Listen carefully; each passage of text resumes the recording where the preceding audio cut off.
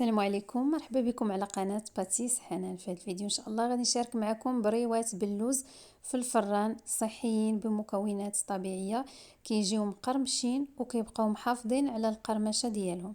فتابعوا معي الفيديو حتى الاخير كتشجيع منكم لهذا المحتوى، وما تنسوش الضغط على زر الاعجاب ومشاركة الفيديو، وما تنسونيش من تعاليقكم المشجعة. وإلا بغيتوا المزيد من الوصفات الصحية أو المعسلات الصحية اللي سبق وحضرت معكم على القناة، ما عليكم إلا تدخلوا القناة تضغطوا على قوائم التشغيل، غادي تلقاو قائمة تشغيل بعنوان وصفات صحية، تلقاو فيها جميع المعسلات اللي سبق وحضرت معكم، وكذلك جميع الوصفات الصحية على القناة. وغادي نبداو في تحضير الوصفه. غادي نحتاج هنايا 300 غرام ديال اللوز اللي حمرته في الفران، كنحمروه على عافيه مهيله، يعني 120 درجه. كنحمروا غير بهذا الشكل، تحميره اللي كتكون خفيفه، يعني ما نفوتوش ليه التحمار لانه مازال غادي يطيب في الفران.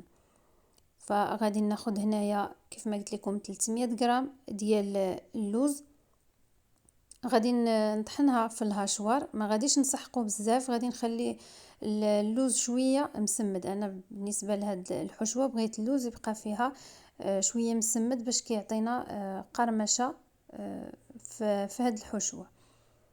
كيف ما كتشوفوا معايا هنايا كيكون بهذا الشكل، يعني كنطحنو رقيق، ما كنخليهش كيتعجن صافي. وغادي نزيد ليه المنسمات، غادي نزيد هنايا قطرات من الروح ديال الزهر. الا ما كانش عندكم الروح ديال الزهر كتستعملوا 2 معالق او 3 ديال الماء الزهر.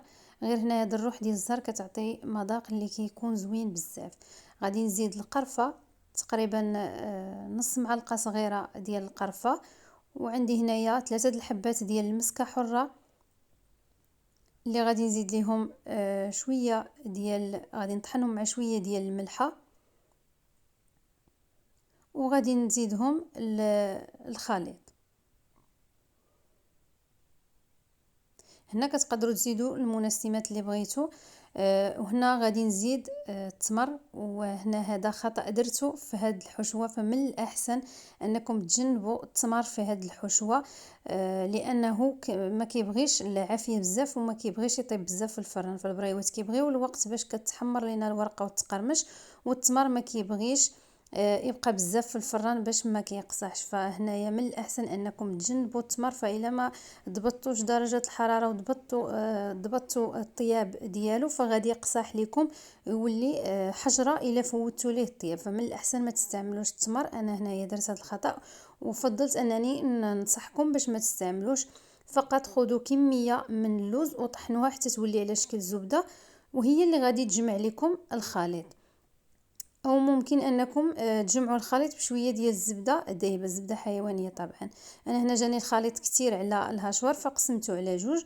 بالنسبه للتمر انا هنايا غادي نكمل معكم في الوصفه اللي حضرت، ولكن غادي نعطيكم فكره لهاد الحشوه. راه كيجي المذاق ديالها رائع بالتمر، غير هي ما كنفضل انها ما تطيبش في الفران.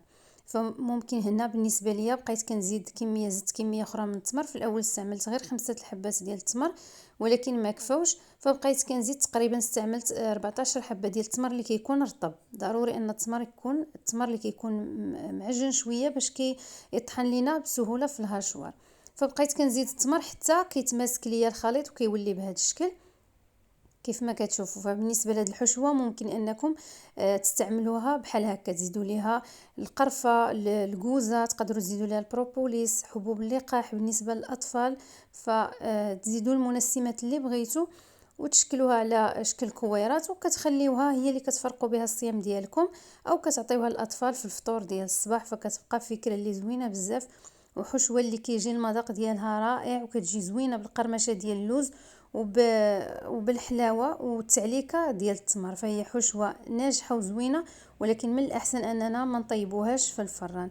فكيف ما قلت لكم بالنسبه لكم باش تحضروا هاد الوصفه من الاحسن تاخذوا غير كميه من اللوز وتطحنوها على شكل زبده، هي اللي كتجمعوا بها الخليط حتى كيولي بهذا الشكل، يعني باش كيولي عندنا الخليط متماسك وكتكون الحشوه مجموعه. او كتزيدوا كميه من الزبده دايبه كتجمعوا بها الخليط شويه. هنا بالنسبه لهاد الحشوه ديال التمر من الاحسن انكم ما تحاولوش تدلكوها باش ما تعزلش لكم فيها الزيت. فقط كنجمعها بيدي كيف ما شفتوا معايا. انا خليت الفيديو باش تشوفوا المده اللي جمعت فيها الخليط، فقط غير كنجمع الحشوه حتى كتماسك، ما نحاولش نهائيا انني ندلكها باش ما تطلقش ليا الزيت. صافي مباشره كنبدا نشكل كرات بهذا الشكل. ممكن تستعملوا 10 غرام او 12 غرام. فهنا غادي نشكلوا كرات بالقياس ديال 10 غرام.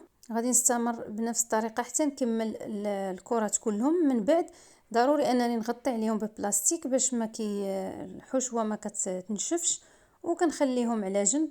وكناخذ هنايا الورقه ديال البسطيله. انا خديت الورقه صغيره باش ما يكونوش عندي طبقات كثيره في البريوات، لانهم غادي يطيبوا غير في الفران. فخديت الورقه الصغيره، خديت غير الورقه العاديه. فاذا كنتو نتوما كتحضروها في الدار يعني بحال هاد الورقه اللي كتباع كتحضروها في الدار فغادي يكون احسن.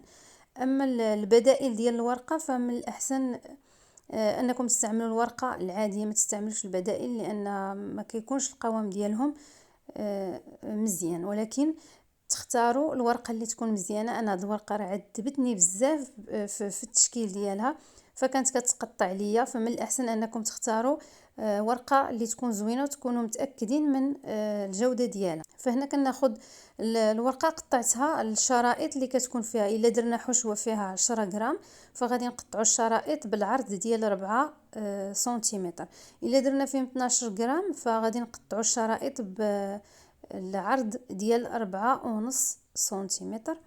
فهنا انا بالنسبه لي خديت الكرات اللي شكلت فيهم 10 غرام، فخديت الاشرطه فيهم 4 غرام في العرض. كنجمع الاشرطه في بلاستيك وكناخذ شريط، يعني كناخذ قطعه واحده وكنبقى نهز الاشرطه واحد بواحد. كندهن بشويه ديال الزبده كيف ما شفتوا معايا. كناخذ الحشوه ديال التمر كنشكلها على شكل مثلث، كنحطها في الطرف وكنبقى نقلب بهذا الشكل ديال البريوات. دائما كنحاول نضغط على القناه وعلى الجناب، كنحاول نطيحهم شويه وما كنزيرش، غير كنلف البريوه بلا ما نزير.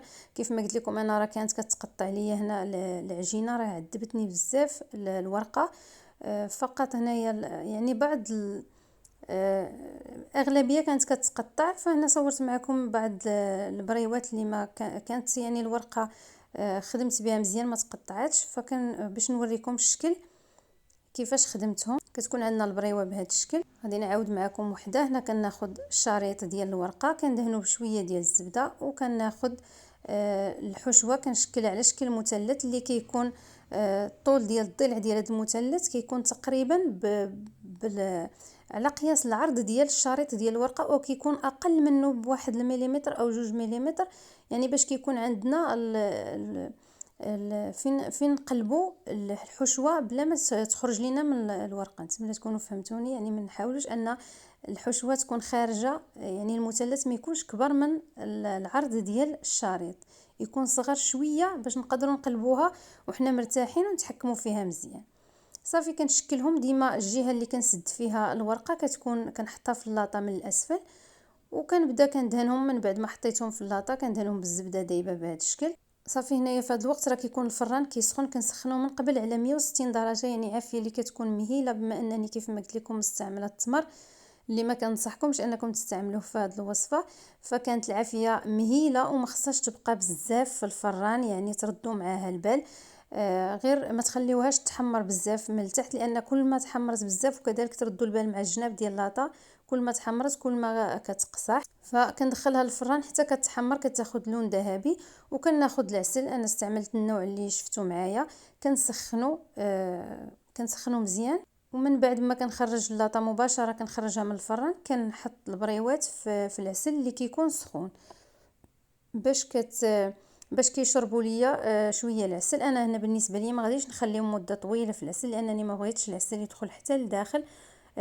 كيف ما شفتوا رانا مستعمله التمر، يعني الحشوه كتكون حلوه، ما محتاجش انها تشرب ليا العسل بزاف، فقط غير باش يدخل في الورقه. بالنسبه لهاد البريوات راه كتجي الورقه ديالهم كيجيو مقرمشين، يعني بحال مقليين في الزيت. يعني القرمشه راه كيجيو ناجحين من حيث القرمشه، يعني كيجيو مقرمشين بزاف وكيبقاو محافظين على القرمشه ديالهم. بالنسبه لي انا خليتهم تقريبا 10 دقائق صافي وغادي نصفيهم. صافي هنا غادي نحيدهم من العسل وغادي نخليهم كيتسقطروا، وغادي تشوفوا معايا الشكل النهائي. وكيكون هذا هو الشكل النهائي من بعد ما رشيتهم بشويه ديال اللوز محمر ومهرمش. كيكون هذا هو الشكل ديالهم. كيجيو من حيث القرمشه كيجيو مقرمشين مزيان بحال المقليين، وكيجيو صحيين. غير كيف ما قلت لكم، من الاحسن انكم ما تستعملوش التمر في هذه الوصفه. فكانت هذه هي وصفتنا لليوم. نتمنى انها تكون نالت اعجابكم، وما تنسوش تزوروا القناه باش تشوفوا المعسلات اللي سبق وحضرت معكم، سواء بعجينه الشباكيه او بوشنيخه في الفران كذلك. فإذا عجبكم المحتوى ما تنسوش تشاركوه مع الأهل والأصدقاء. شكرا على المتابعة، وإلى فيديو قادم إن شاء الله.